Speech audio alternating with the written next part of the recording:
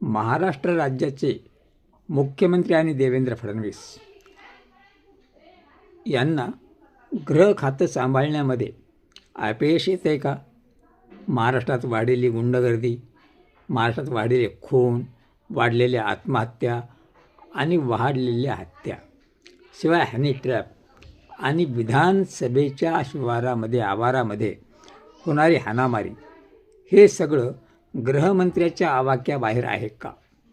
की हे सांभाळण्यामध्ये गृहमंत्री अपयशी ठरतात, की या गुंडांना, या भ्रष्टाचाऱ्यांना आणि या खुन्यांना किंवा त्यांच्या आकांना पाठबळ हे फडणवीसांचंच आहे? काहीही करा, सत्ता आपली आहे, गुन्हा तुमच्यावर नोंद न होता ज्यांच्यावर तुम्ही अन्याय केला आहे त्यांच्यावरच आपण गुन्हा लादू. ज्याप्रमाणे ज्ञानेश्वरी मुंडेवरच गुन्हा, जितेंद्र आव्हाडावरच गुन्हा, ही महाराष्ट्राची परंपरा आहे का?